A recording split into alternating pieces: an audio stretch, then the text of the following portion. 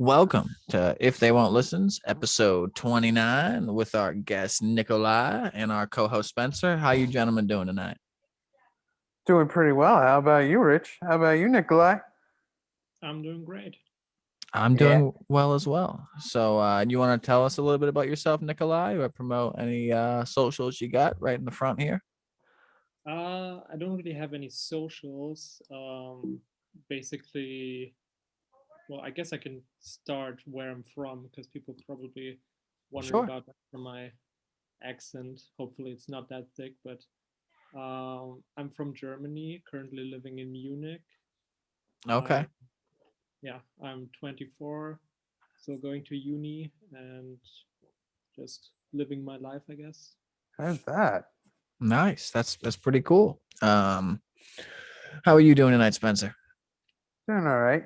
Chilling like a villain. Had an exhausting Saturday, but been looking forward to this all night and all day. Absolutely. I had a crazy day. So Yeah. I today was the first day of filming for my new YouTube channel, which is going to be like an IRL in real life gun shooting, explosive blowing, car wrecking type of super fun channel where it's just hobbies I want to do, and I can only constitute almost maybe kind of sort of hurting myself by accident if I'm gonna maybe kind of sort of by accident get paid. So so I shot my first black powder pistol today, Oh and wow. all 6 rounds, I shot one, my buddy shot five, but all 6 rounds got stuck in the barrel. So in theory, I shouldn't have hands right now, and so shouldn't he.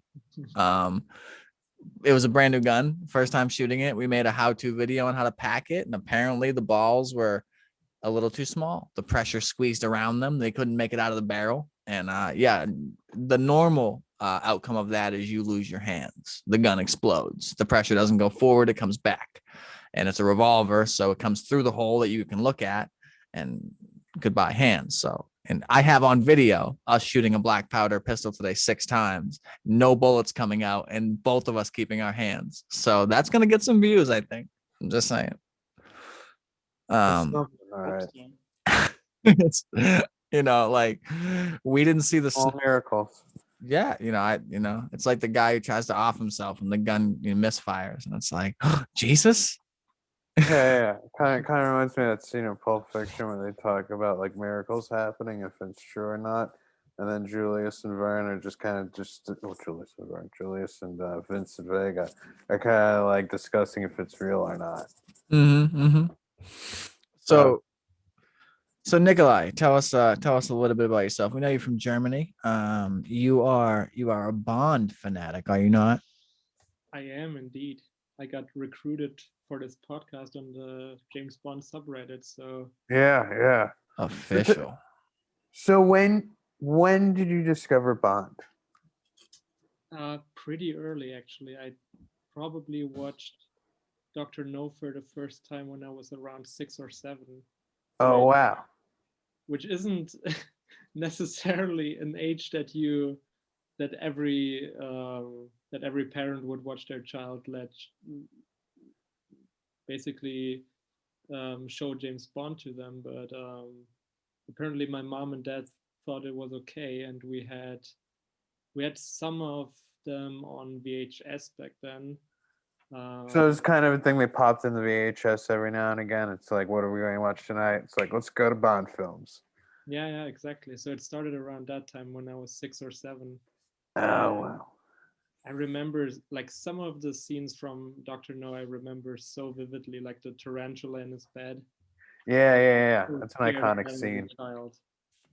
It was freaky, man. Did Really. you did you kind of understand the attention to it at the time of age? Like, did you get what was going Uh, on, or did it just look kind of fascinating just as a child alone? I think mainly I was just fascinated. I don't think I got a lot of the like womanizing aspects necessarily. A lot of that I think just flew past me. Um, but I remember being like really mesmerized by the action scenes, like in From Russia with Love, the whole battle at the gypsy camp, and then the train fight, and Oh yeah, that gets really intense. It's got a nice little long take to it too. It's a really interesting scene to watch.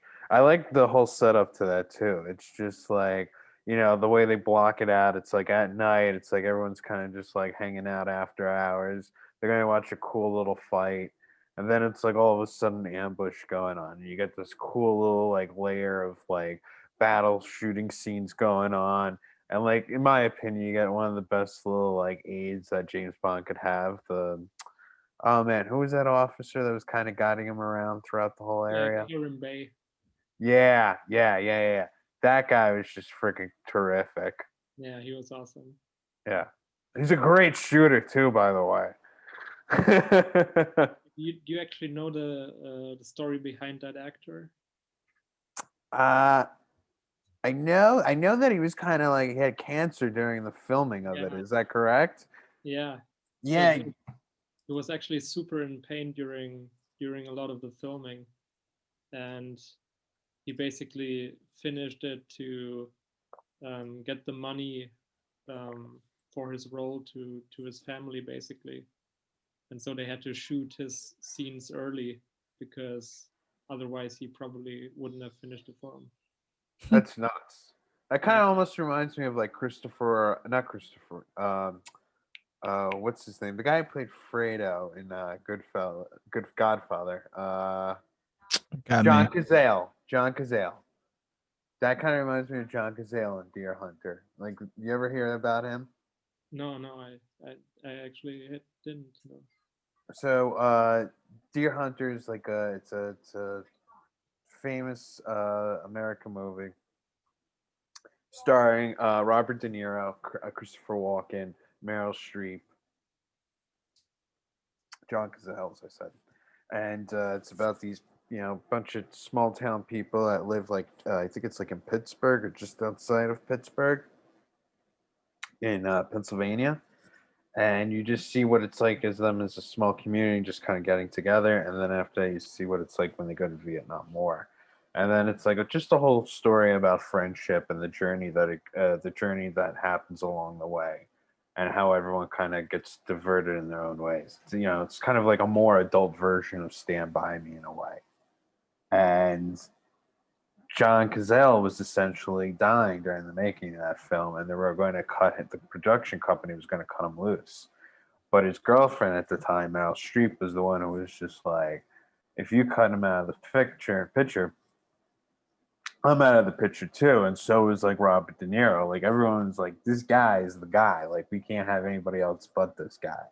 So it's pretty interesting how everyone kind of stood up for that too. I love hearing stories about that. Like when you hear about other actors supporting others, Yeah. during like a difficult time of filming, it's really interesting. I mean, speaking of interesting stuff, I mean, like let's talk about like the Bond stuff because I'm sure that's like more interesting than Deer Hunter at least. What elements of James Bond do you find like you relate to yourself? Like what element of James Bond where you go, oh, that kind of reminds me a little bit of me.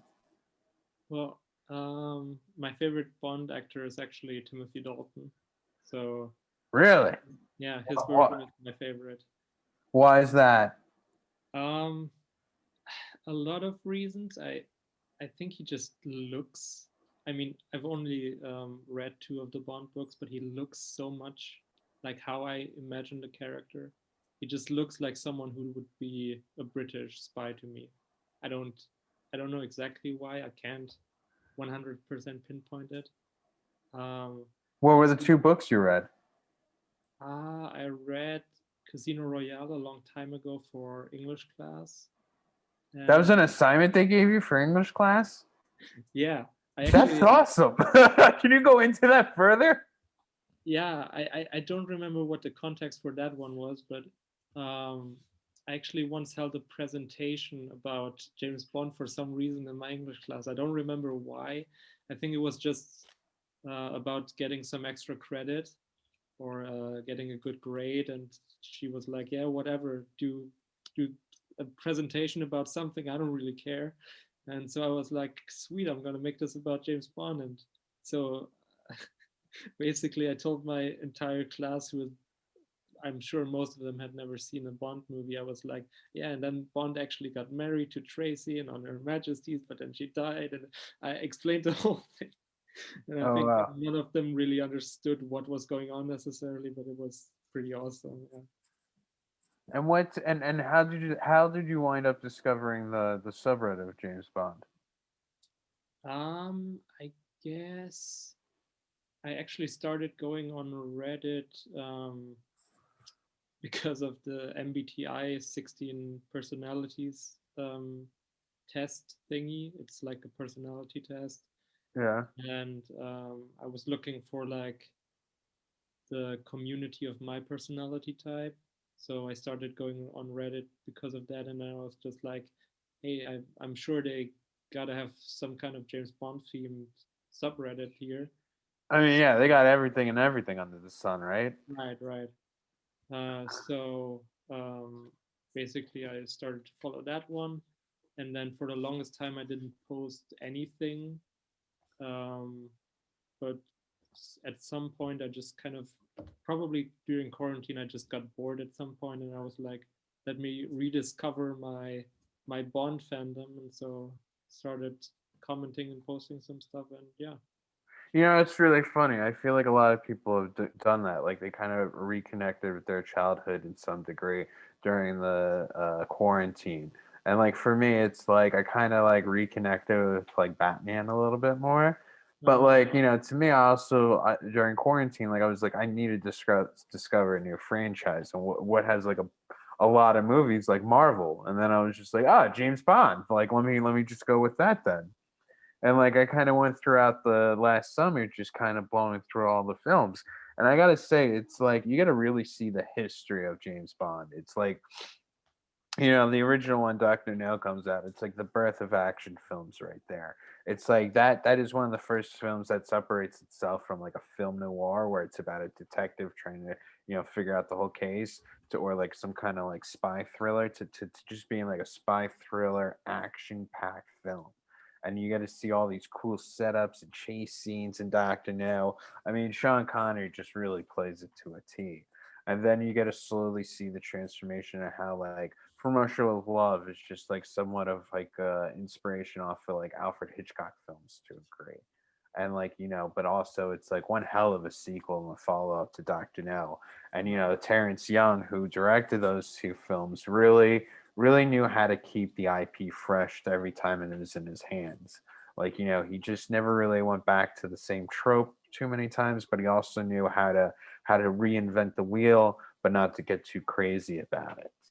And it's really fascinating to see that gentleman right there, Terrence Young, who really molded out the whole direction of like James Bond film. And the producers also like the Broccolini and then what was it, Harry Saltzman? Is that correct? Yeah, it's like those two guys were just like really obsessed and felt like they had a great product. Ian Fleming was alive during the time, and it's just incredible to see like all those minds work and get together and try to make this movie. Like the only thing similar to that I could possibly think of is like Harry Potter and how like J.K. Rowling was like a part of like the making of the movies, and that it was like Ian Fleming too. He was very much a part of it, and he had a voice to it. And I think the first three films that you watch of the Bond series is the most true to Ian Fleming's vision and voice and style of James Bond than any of the other films that followed. I think close competition would probably be Casino Royale with Daniel Craig in it. Mhm. And I think it's really, like I said, it's really incredible just to see how the evolution of and the history of James Bond has happened. And when you get into the later years, you kind of see directors come back and they all give their own spin on it. And I mean, like for instance, who's your favorite director out of the whole series of the Bond franchise? That's a good question. I mean, Terrence Young, of course. I mean, he did establish the style. He just established kind of what Bond is in a cinematic way. I really like John Glenn. Um, John Glenn did some great work, great work, and I think that his history involved with Bond goes a lot further than just his directing, and Oh, it's the second unit work he did, and then some of the editing he did prior to starting to direct those films. I mean, I think he really was the heart of the crew, so to say, of the Bond franchise. yeah, yeah, totally. And I love Peter Hunt. I mean, I guess On Her Majesty's is sort of the still a bit of a contentious one. Like people are still kind of split on it. Some people Yeah, really can't. Some people just aren't really happy with that movie still, but it's gotten a lot of reappraisal, I think. I And Yeah, yeah, it definitely has, and it's amazing where how it managed to get that appraisal. It's like I felt like after Christopher Nolan gave a blessing to on Her Majesty's Secret yeah, Service, that's when people really started to come around to it. And it's really funny. It's like it perhaps is one of the best Bond films in its own right. It's just amazing how this average Joe managed to be at the right place at the right time. yeah, yeah, And I think that's something that everybody almost has like a fandom about. It's like, don't we all wish we could kind of just have that dumb luck of being at least in one of the better, not better, but one of the more favorable or memorable Bond films?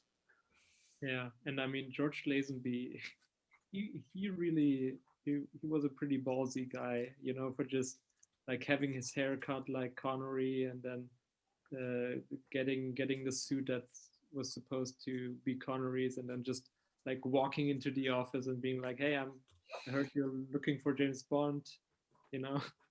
Yeah, absolutely, absolutely. It's he had a whole style of and confidence to himself that really possessed a Bond quality that obviously the producer saw. And Hunt saw it. Like Hunt saw that raw thing. And you know what? He was confident enough that he can make a movie and he didn't really need the name of an actor to be Bond, which I find even more ballsy and daring for him to do. I mean, it's a shame that Peter Hunt didn't have the same success that he had with On Her Majesty's Secret Service. Not saying that he made poor quality films before or after that movie, but just the fact that he just didn't have the same reputation or the same cult status of making other films just as equal to that. And Yeah, and Peter Hunt really had a vision for action. I really believe that his vision and style of action was something that wouldn't be seen for another 20 years. yeah, You know, the quick cut editing, the pacing. I mean, even look at Tracy as the Bond girl in the film.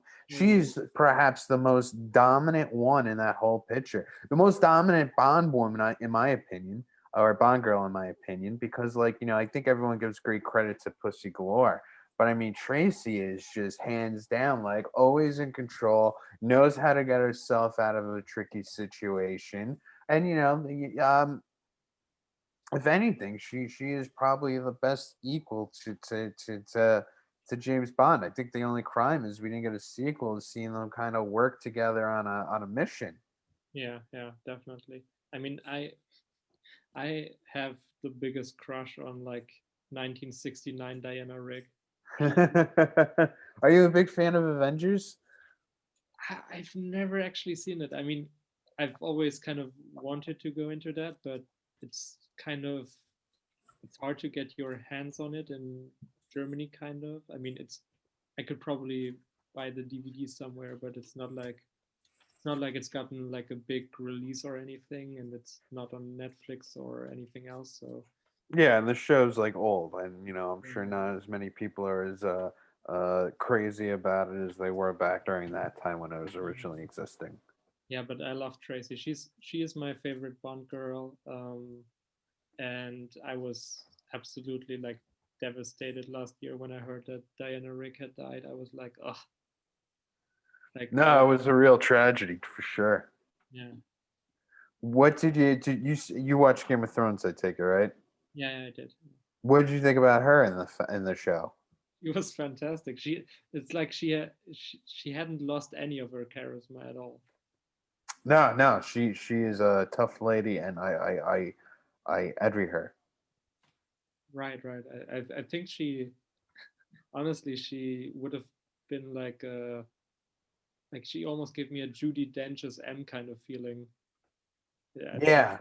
in Game of Thrones. yeah. Like it's true. Like the dominance that Tracy had, you kind of wouldn't see again until Judy Dench came around, and her introduction into that scene in GoldenEye is just such a beautiful setup to what the movies were in the past, and to who she is as a character. I mean, it's kind of like an onion. There's just multiple layers in that one little scene in GoldenEye. Yeah, yeah, absolutely. I played one of the GoldenEye video games. I'm almost positive it must be James Bond based on the context, but it was a first person shooter video game back on like fucking PS2, and still to this day it proliferates my memory of a great game. It just had mechanics that at that time and that date didn't exist anywhere else. You know, you had this one bullet. Can you stop eating my computer? That's one of my hairless cats, Blue. She's a year old and she likes to chew on everything. It looks pretty awesome. Yeah, something like that. Come on. But yeah, so I played the game. God, I must have been 11 or 9 or something when I was playing this, and it was you got like a 2 kill streak, and you got a gun that had 1 bullet, and you could get anyone, you know, and it was called like the golden gun or something, or the golden eye ability. Maybe it's not even James Bond related, but it heavily feels like it. Sounds like it. Yeah. I don't know. I've only seen one James Bond movie. Like when I reach into my memory bank of James Bond, I see one face, and that's probably like the 9th actor who's fucking done it. Who was that? Do you remember? Uh, Do you at I, least I, remember the film? I can quickly. No, I don't at all. I remember stunts they did in it. Yeah, let's go with I'm that. googling James Bond actors right now, and I'll know the face. It's one of the newer ones. Yeah, so I remember Daniel Craig. That was the only one. I kind of remember Pierce Brosnan. And actually, now that you mention it, I kind of remember Roger Moore. So maybe I've seen flicks of some of them. Maybe I've seen a lot of them. I don't remember, but holy shit, there's a lot of James Bonds, huh? Yeah, Exactly. Yeah, that's just as much as the Marvel like movies. Wow. Yeah, yeah. No, for sure. I'm a Marvel fanatic, but I don't know. James Bond, I feel like I missed the time crunch. Maybe, maybe it was just I was born too late. never too late, man. Never too late. I don't know. It's like it's like I feel the same way. It's like I thought I would never really get into it, but like before I watched it this past summer, it was just like, oh yeah, Bond. They always crank out that thing. It's like the same kind of formula every time. But then it's like you watch the stuff, and then you realize like why the formula works so well, and then it's like what do they keep redoing that works magically well, and what doesn't work, or who makes it work the best. And like Lewis Gilbert, who's like one of the directors who made some of the more memorable Bond films, really had some great vision for the Bond franchise. Um, he kind of did like You Only Live Twice, where like Austin Powers is really known for like Yeah, ripping that scene apart or that movie apart. It's like at least for as a parody. I mean, it's like that's the movie where the essentially Blofeld, who's like the Doctor Evil in the Bond series and the Power series, um, is essentially it's a parody of each other, and it's just Jesus Christ, I kind of got twisted in my own words.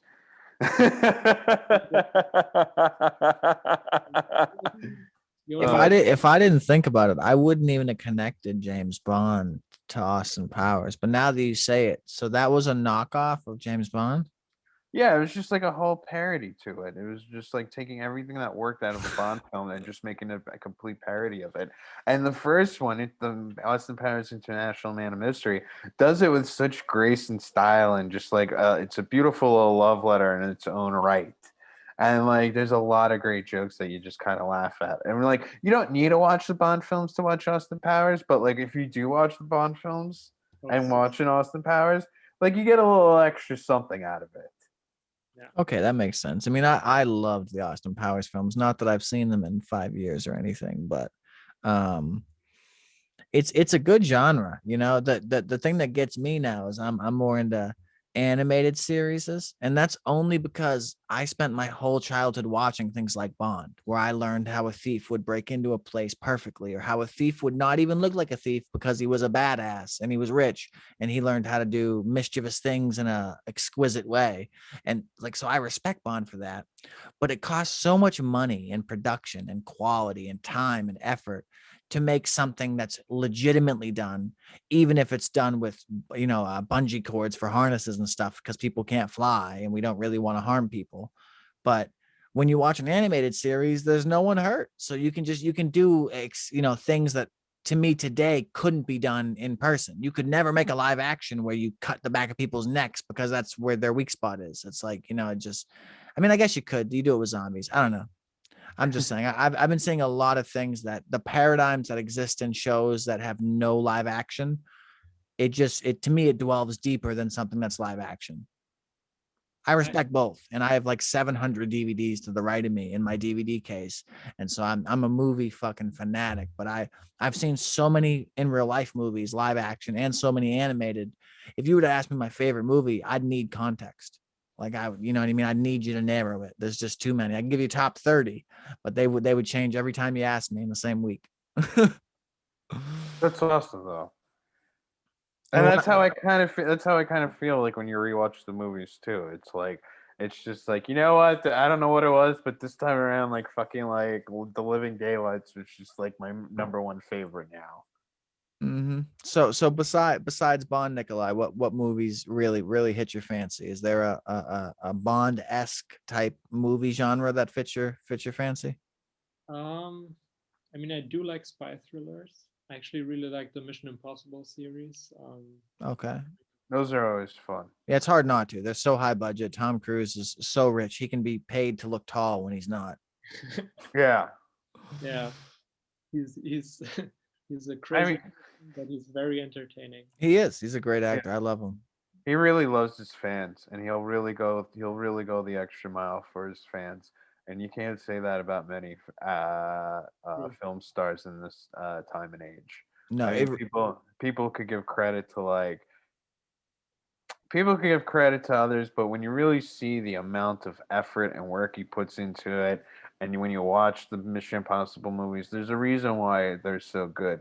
Because, like, there's a lot of practical effect put into it, and that's really Tom Cruise jumping over a building, or leaping off of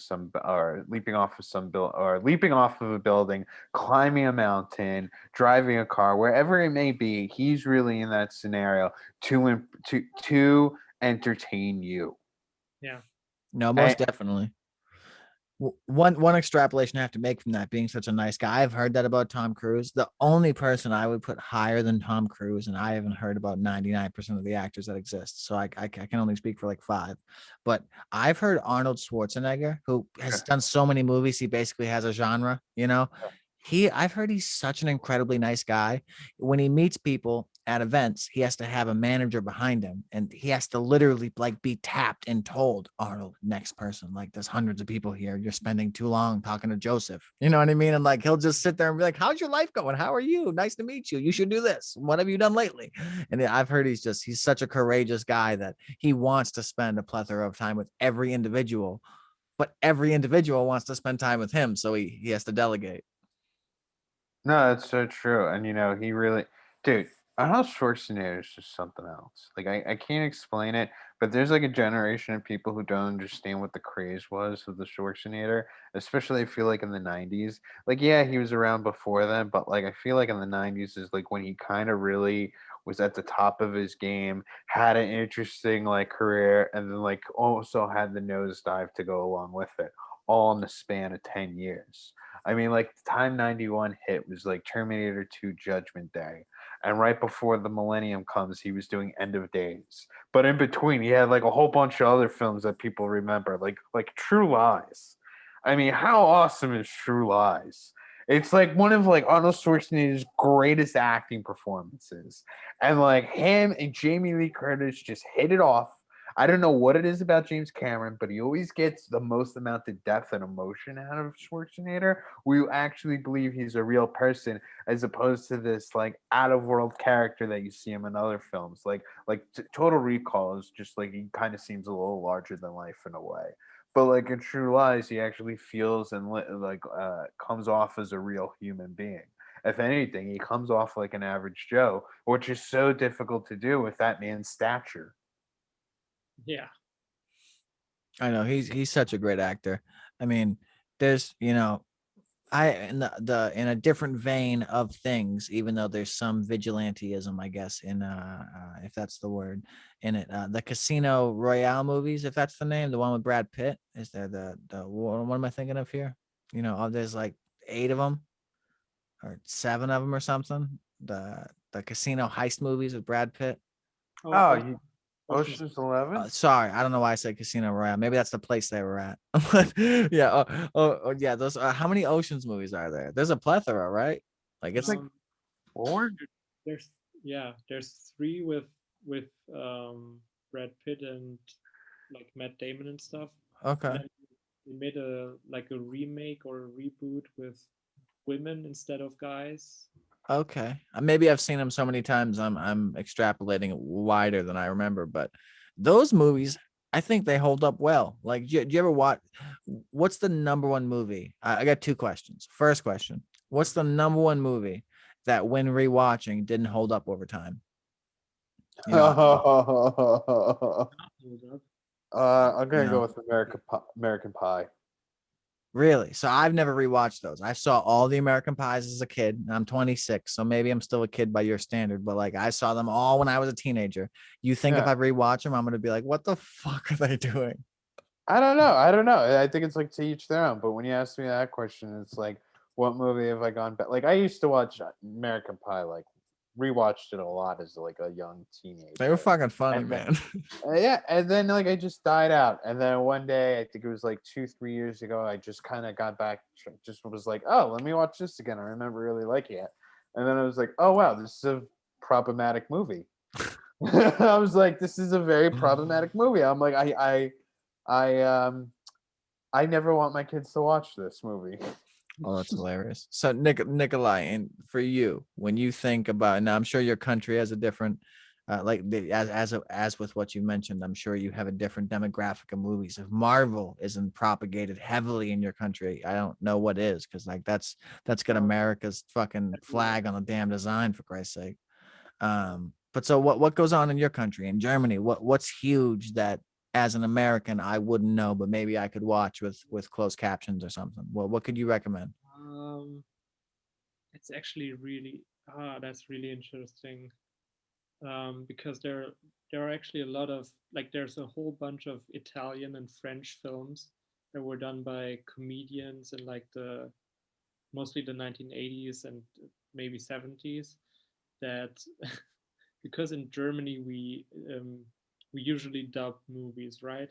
Mm-hmm. So on television we would usually just watch them in the dub version. And as I've Mm-hmm. grown up and I've just kind of started consuming everything in its original language. So I'm usually going to like a movie theater where they play stuff in the original versions in English and stuff like that. But some of those films um, got dubbed into German, and they basically changed the entire dialogue into like really really stupid nonsensical jokes. Uh, It's almost like Mystery Science Theater. yeah, yeah, like like really dumb German humor, and they're 2 guys basically, Bud Spencer and Terence Hill, and they were Italian actors, so those are just their like stage names. I don't know, I don't remember what their real names are, but they basically did like a whole dozen of those movies where they basically just have a whole bunch of stupid dialogues, like really stupid jokes, and then throughout it they have some scenes where they just like clobber a couple of guys. It's like just it's kind of like beat 'em up movies but comedies. Mm-hmm. Just Yeah. had those brilliant sound effects of like That's awesome. it's and it never got to the US. Like it's an entirely like Which one could you suggest for us? it's just like a German thing, really. If you could suggest one of them to watch, which one would it be? Um, a good question. I actually never, I never got like to know the English titles of those because Because I've they're in always, German and the translation loses something. I think if they even have like an A word for it. no, I mean if they even have like an English dub or anything or like Mm-hmm. just subtitles to it, I think they would probably lose something. I think you actually have to speak German to just like get that experience.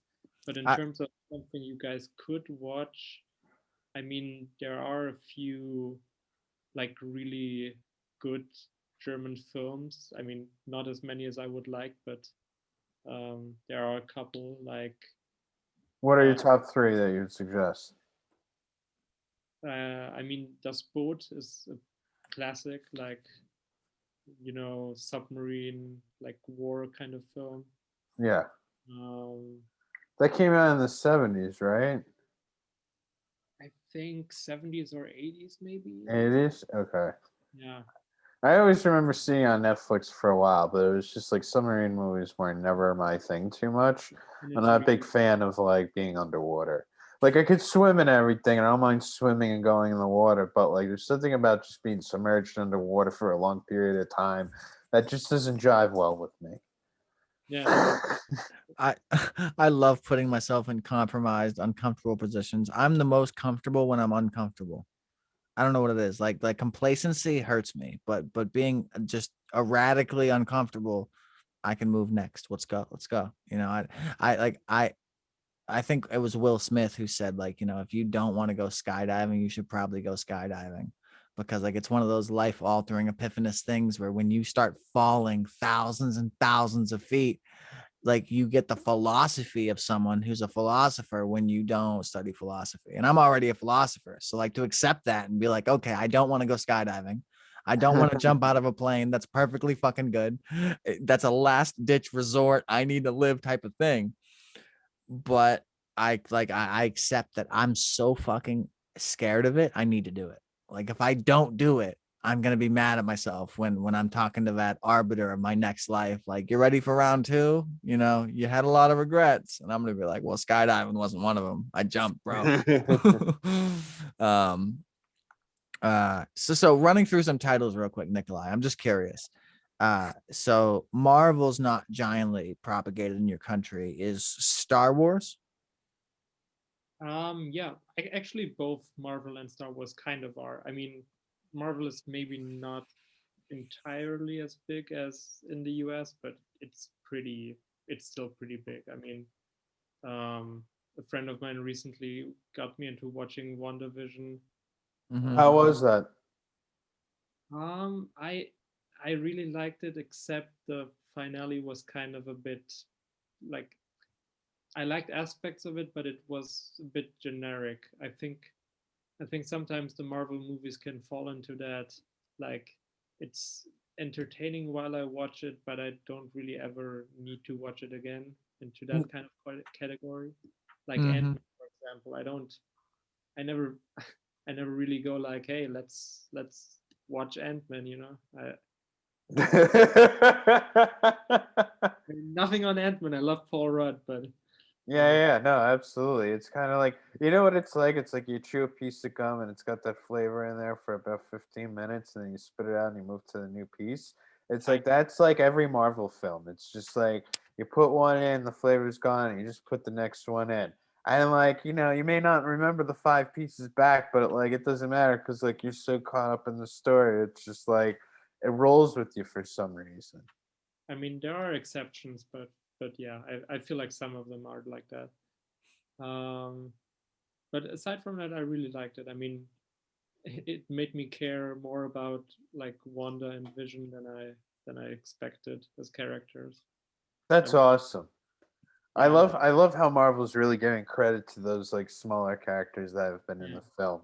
Oh, there's a whole fucking lineage of that now. They already have a list out, like, and they did it consecutively, which is driving people up a wall in the best way possible. So it's like WandaVision, and then they're going to like, and I'm gonna change names here because these are all wrong, but it's in some sort of fashion like this, where they go from Wanda and Vision to fucking, it's not Ant-Man, it's a different character entirely, like the black guy with the wingsuit, Nighthawk or something.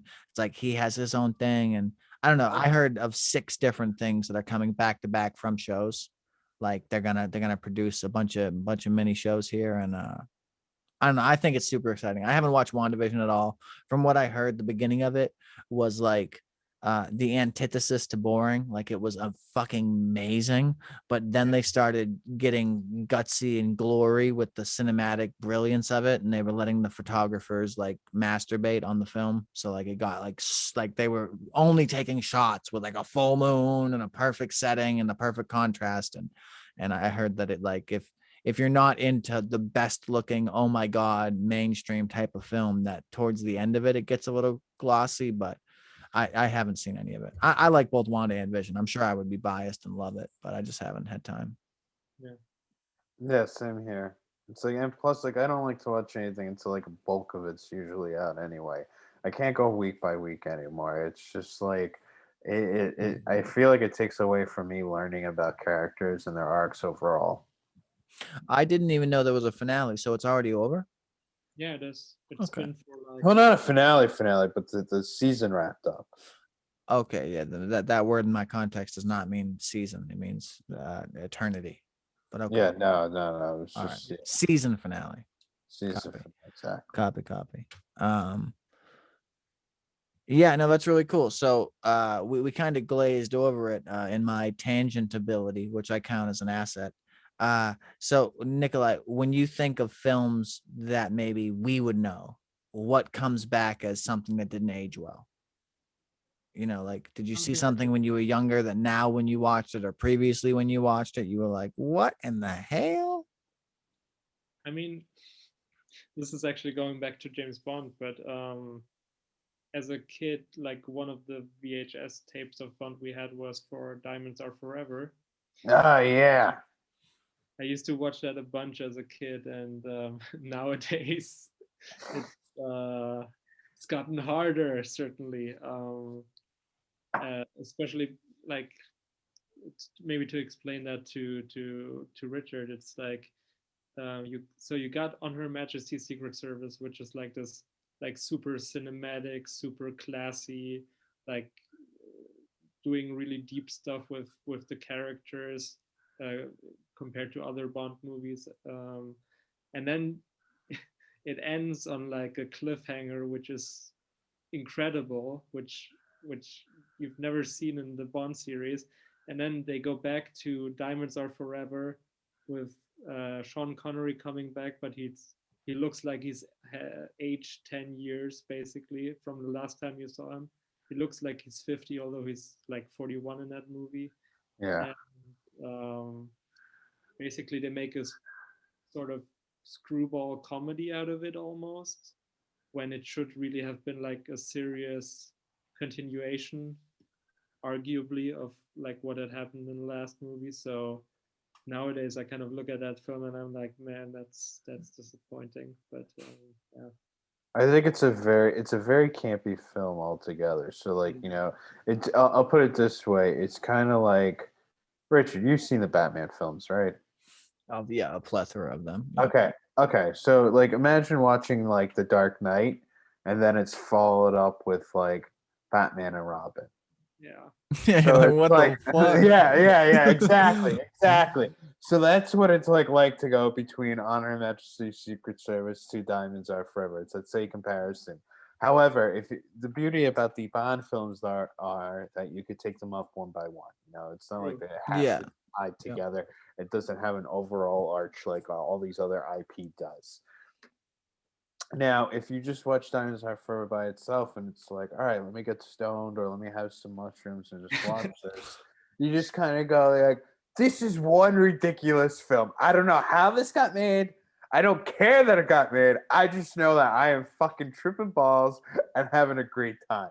Because like it's so corny. It's got this Adam West corniness to it and camp to it that if you don't dig the camp or you can't get into camp, you'll never get into the film at all. But if you can kind of get behind campiness, then this film is just it will hit you in all the right ways. And I think Sean Connery did such a great job of making a parody of himself of the role of James Bond that he once performed back with Guy Hamilton and Terrence Young. Yeah. I mean, I've never done mushrooms, but I might need to do them if I ever like I rewatch. agree. Definitely give it a shot. There's actually research out now that mushrooms and or not just mushrooms, but the ones that are psychedelic and or the chemical psilocybin is actually the only thing we're aware of in existence that repairs cognitive disengagement and or like CTE, something you get from a concussion that damages your brain, Yeah. early onset Alzheimer's, early onset problems. Microdosing psilocybin, not dropping the whole bag of acid and fucking rolling face, but just taking so little that it just feels like a cough drop tingle in your throat and you're aware, but it's not controlling your life. That's enough to rewire your brain. It's the only thing in existence. Dr. Carl Hart made a book about. He's like a 20-year plus researcher in drugs, all the way down to methamphetamines and heroin. But he believes that psilocybin repairs cognitive disimpairment, and it's like holy shit. You absolutely slip on ice and fall and hit your head, and you lose who you were, and you slowly microdose back into who you were. And it's like that's a crazy theory, but up until 10 years ago it wasn't possible because it wasn't postulated. Yeah, no, they've really come a long way with all that stuff. But they've been recording this stuff since the '60s. I feel like it hasn't been until recently where people have really been open-minded, where they're actually willing to listen now about the benefits of these types of drugs. And I don't mean all of them. Like I'm not talking about methamphetamine or heroin, but with mushrooms, it really does have a way of like curing a person who has depression. It helps them get a little bit more acclimated into a social setting, which is really great because there's a lot of people who have a lot of social anxiety, and it sucks to go through that. I could tell you I got it for sure. Yeah. um Sometimes, definitely. no, it's a human thing. There's no other animal on planet that understands time. Like there's animals that understand the concept of timing mathematically. Like they have to be swimming this speed to grab this fish from this angle. Like they get that, but they don't think about thinking about it. Metacognition is solely a trait of humans. We can think about thinking, and that can alter the initial thought that was subconscious, make it conscious, and then it can be disturbed until it goes subconscious again. It's fucking irritating. But on to the next thing. So Star Wars and Marvel less so. Lord of the Rings, is that propagated in Germany? Oh, I'm actually like I'm a huge Lord of the Rings nerd. Fuck Me yeah. and my buddies basically watched the movies, or at least some of the trilogy basically every year. We actually I was at a like small little New Year's party with two of my friends. Not really a party, more like a little get together. And my friend basically wanted to start the new year with exactly the scene at Helm's Deep where King Theoden is like, "So it begins," which is like the biggest nerd shit ever. But That's awesome. yeah, I'm a big fan of those movies. What character would you relate yourself to the most? That's a good question. I think Faramir, probably. No, which one was that? Uh, From my memory. That was the one. He's the brother of Boromir, the son to the steward of Gondor, like the guy who basically rules over the White City. Okay, I'm with you. Yeah. Okay, what actor played him? Not Sean Bean, the other one. Basically. Got it. Okay. Yeah. Okay, so we've got Lord of the Rings. So if you were to stack rank them right now, what is, and I know it's your opinion, but what is in your opinion the most popular, the least popular? Marvel, Star Wars, and LOR. In And terms bonds. in terms of Germany as a whole, right? Yeah. No, I mean obviously there's some demographic speculation, but I'm only asking you. I'm not asking Germany. I mean, I guess overall,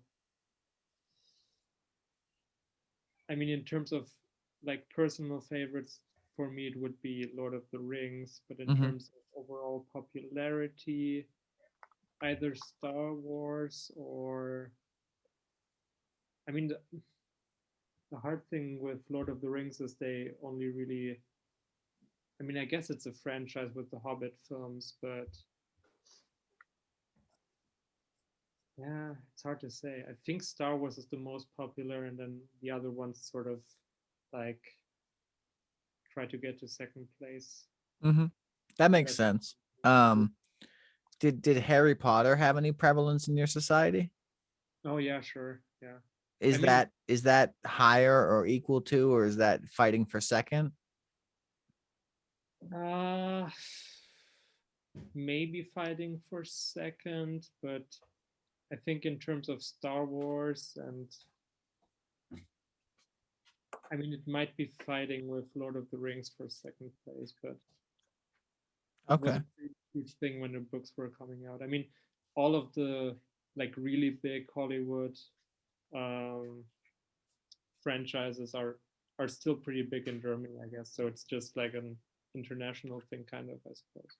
Yeah, no, I understand that. America coattails all our movies to keep China happy because China has just the most people per capita.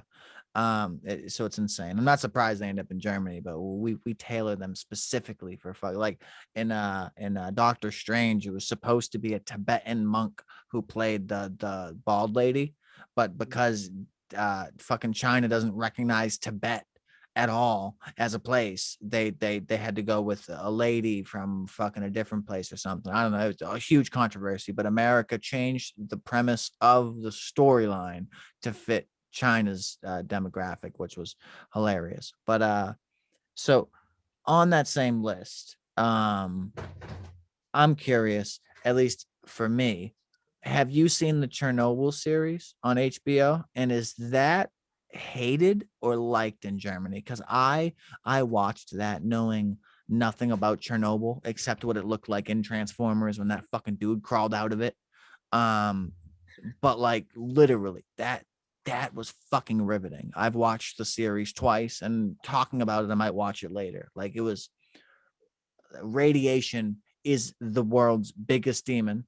And holy fuck, that's insane. So that go for it. Um, I haven't actually watched it. I've heard great things, and my brother told me that I need to watch it. I haven't gotten to it yet, but it was pretty popular among.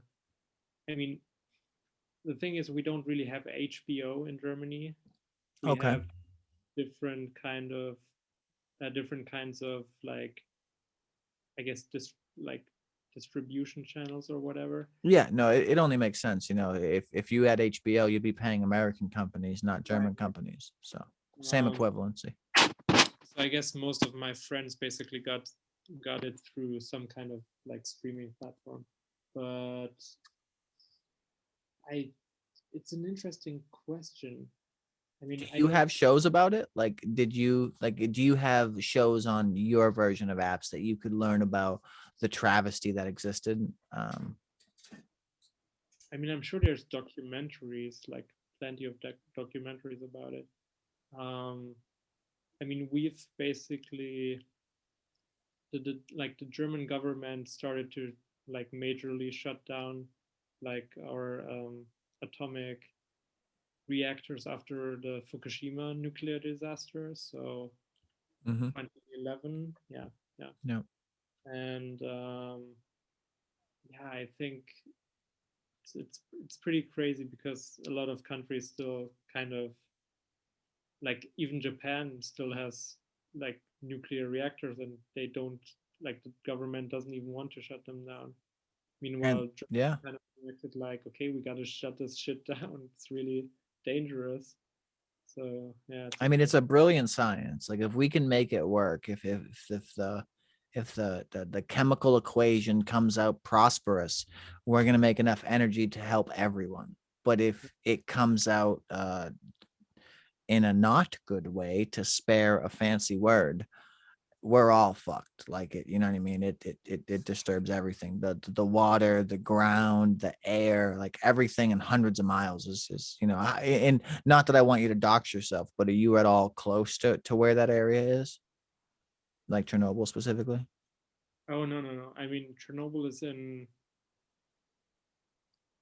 Let me think. It's Ukraine or Russia nowadays. I'm not sure exactly. If my memory from the documentary suits, I think it was in Ukraine, and when they sent people to Russia when they were sick, or it's in Russia and they sent people to the Ukraine when they were sick.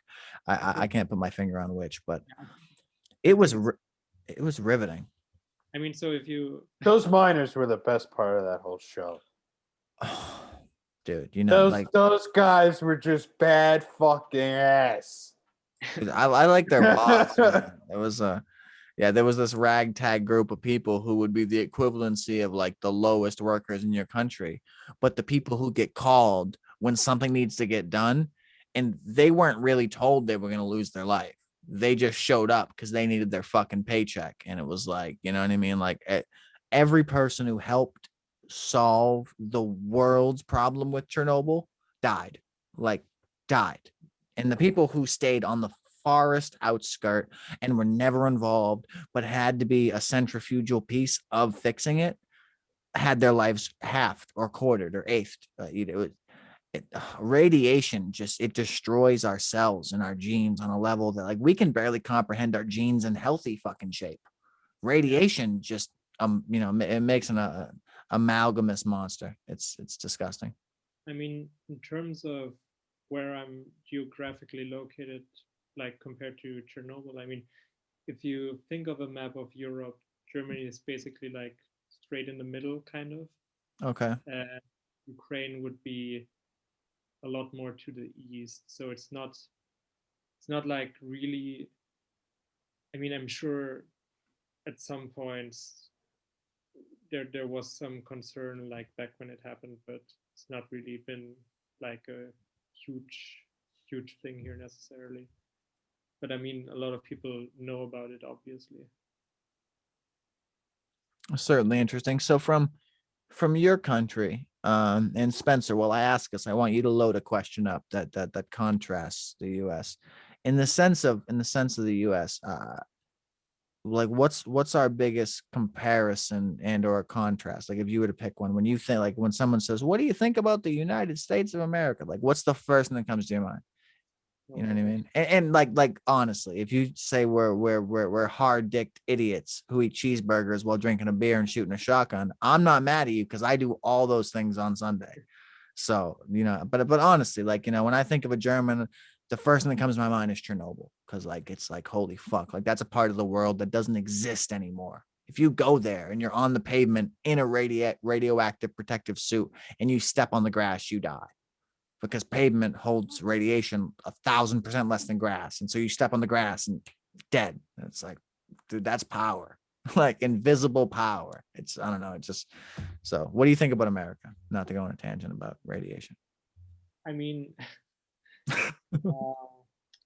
that's a good question because I'm actually I'm doing my master's in history, and I kind of want to specialize on North American history. So I actually know a whole bunch about America. Um, but the first thing that would probably come to my mind and to like uh, most Germans' minds would be like shootings, bad healthcare system. Yep, I all mean, about it. um, sometimes ignorance about other parts of the world. Uh, I mean Hollywood, of course. Uh, That What do place you is mean by dead that, now. Hollywood? yeah, I get that, but What do you mean by Hollywood? What is the reputation that Hollywood has? I'm just curious. I mean, it doesn't really have like a specific reputation necessarily. It's more like kind of like where we get all of our entertainment from, because our own stuff is often not as good necessarily. Um, like the typical like dream factory image of Hollywood, I guess, to a certain degree. Yeah, no, and that's kind of what it is for us. I mean, in America, like I fucking hate Hollywood. I hate California. I've never been there. I used to want to go, but COVID especially has ruined it. Like it's wrapped it up in a garbage bag and spit on it. The governor's retarded. Like he should catch what's coming to him fast. Um, but no, I like in America, it was a pinnacle. Like when I was a kid, it was like if you want to be someone, if you want to be an actor and you're not in Hollywood, you're not gonna fucking make it, bro. And you know, as from a person who I grew up on the East Coast, like on Hampton Beach on the ocean. So like there's no more east than where I was. I could have drowned in the salt. But I don't know, it was always a pinnacle. And now there was this place like Skid Row where all the homeless people lived or whatever, and it was not a big deal. You know, a lot of tents, a lot of homeless people. Who cares? Well, before COVID, they consolidated all of that to that one area. Pre-COVID, during COVID, present COVID, so to speak, and post-COVID, well, I guess we're still in it, but after the first year of COVID, at least, there is so many fucking homeless people in LA and or quotations Hollywood that it's sickening. Like there's apps to pick up feces on the street because there's no people who actually do it enough. So there's apps to report it when you see it for it to be picked up. There's so many tents as you drive down, you know what I mean, areas that used to be so populous that it's sickening. And not to mention none of the people who live in tents wear masks. So you know, they live in tents. The areas that used to be like a 2-hour street to drive down are now Lamborghinis ripping at 150 because there's no one's there. You're not allowed to be there. All the businesses are closed. The statistic right now going due to the governor, 75% of restaurants have closed. Not are not open, not are, you know, waiting to be open, but are closed. Done. 75%. It's the governor's just like, you know, he was scared in the beginning of COVID and he shut everything down, and that was probably good. But then as everyone else adjusted, he doubled down, diamond hands like Reddit. You know what I mean? Double down, don't do anything. And now, you know, he told police not to affect people in riots that affected it. And I don't know, just not to go on a tangent about California, but like I used to honestly look at that place like it was the pinnacle of America. And now from third party speech, even from like, you know, average, like taking both the left and the right and the middle, like it just doesn't sound like a good place. What do you think, Spencer? I mean, you live in the country as well, but what do you think? Yeah, I really have no idea what's going on with California right now and the regulations with COVID, honestly. Um, you know, I've kind of just been focusing what's going on locally in my area to really know what's going on. Not to say discredit what's going on in California, but like right now, it's just like with the situation as it is, I really got to just worry about locally what's going on around me, because right now that's the most fundamental thing. You know, it's where I'm surrounded by the people over here, and you know, I gotta learn what it's like to work with each other over here and trying to make it all work. You know, with keeping distances and, you know, making sure everyone's kind of regulate to the rules as much as possible. Um, Having said all that, though, when I think about a German film, I usually think about Run Lola Run. And I was just curious, what is the popularity with that film in Germany? No, it's very popular, but I think it's Like mainly, it's still popular today, right? Like it's like a coming of age movie at this point. I mean, sort of. It's I don't think it's as popular with like really young Germans nowadays. Like when you say really young, you mean like teenagers or you mean like young 20s?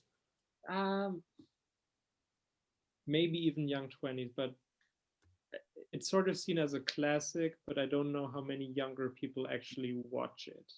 You know what I mean? Got it. Yeah, no, I got it. So it's more of a generational thing that Yeah. like, you know, our generation is the one, because you know, our generation is probably the ones who saw it, watched it, and have that affinity for it. Yeah, I think so. Yeah. It's a Awesome. fantastic little film. And you talk about anime, Richard, before. It's like they got little anime elements into that film as well. It's a Dude, very one of my favorite is from Germany. Like it was based and made.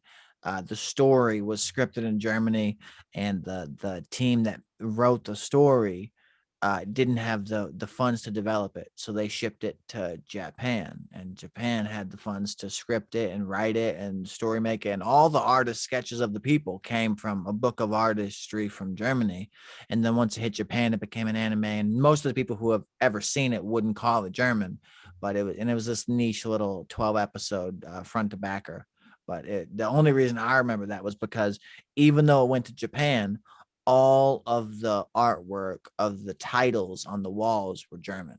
And one of the Call of Duty Zombies maps had a German map with all posters of German writing in it. And they also had Russian maps. So I could see the distinction visually of the writing between German characteristics and Russian, not German, yeah, but you know what I mean? German and Russian characteristics. Just super interesting. What was the anime called?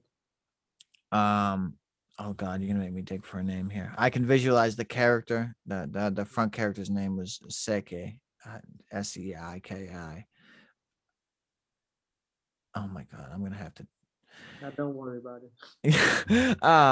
But yeah, I mean we're well over an hour now, so we can cut at any time here. So if you were to, for conclusionary thoughts, think about something to tell an American as a German that would be beneficial. What do you have to say? Oh God. Not many people are listening. Don't put a big weight on your shoulders here.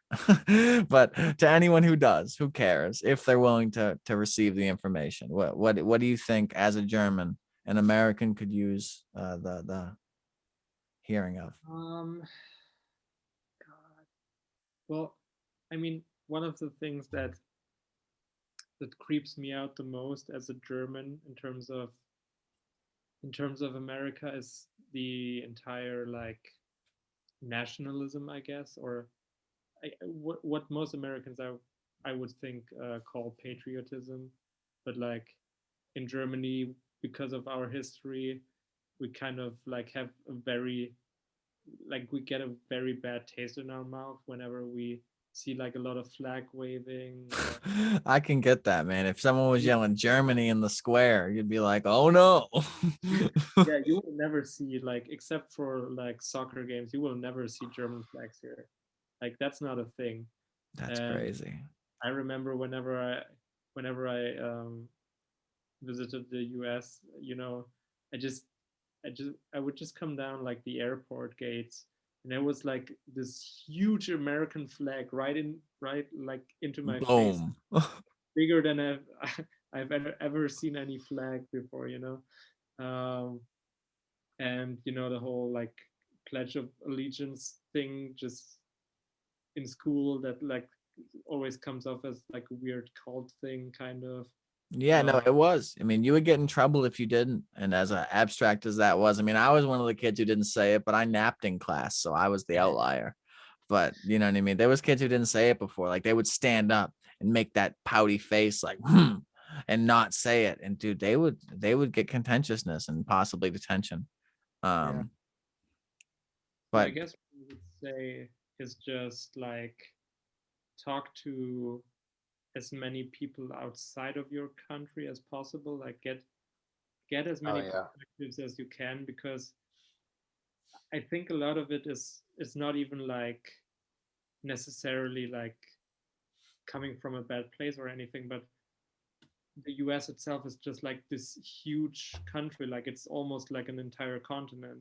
So of course it's pretty hard to get into other stuff before you like even know your like 50 states. Like I think most Americans even don't even like know that much about each state or like. God, no, they fractionalize all our knowledge. It's like 5% US, 1% per state, 5% Europe, 5% Germany, 5% Russia, and like not even like I came out of high school knowing dick about Germany. Like the rest of the world kind of doesn't exist. Like the idea of a non-extradition treaty doesn't exist to me. I never knew that like other countries don't accept our laws. And it's like, well, that kind of changes my view of the world, the whole fucking thing. Well, I feel like with us was that we were kind of robbed of a full history of the education of the history. Like for instance, like you mentioned, like you only know a certain part of Russia. It's like because there was only glimpses where you're supposed to know that because they had, a history with the U.S. to some degree, and like that's kind of what the part that sucks. We never follow up on the aftermath of what happened. That we never continued on and like, well, why did this happen and go into the next generation of things? What happened to the next generation of people? Who were the outliers from that and why were they successful? And it's just like we don't care to like continue forth that education. We just go, well, we look good here, so that's story open-ended close, and then let's go on to the next part where we look good open-ended close.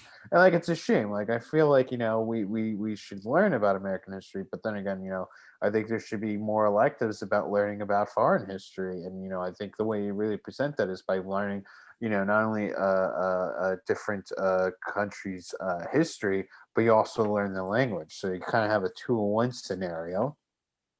And that way you can really educate the American people. But that seems just like, I mean, we got our own sleuth of problems about what's going on here, and like, it's just like a can of worms at this point. So, like, I really don't want to get into that factor of it all, but it's just like, yes, we definitely need to talk to more people outside of the United States. We really need to know our neighbor because the sad part is we don't know our neighbor here, and that is probably one of the detrimental things about Americans.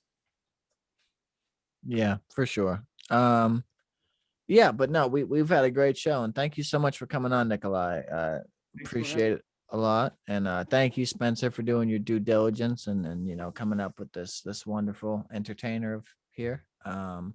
Any post thoughts or things you want to mention or buddies you want to say hi to before we clip the show, Nikolai? No, if my buddies ever see this, they'll know, I guess. They'll know you thought of them. Spencer, any outros, anything to say? Yeah, just follow me on Letterboxd at Rufio86. Like, comment, and follow.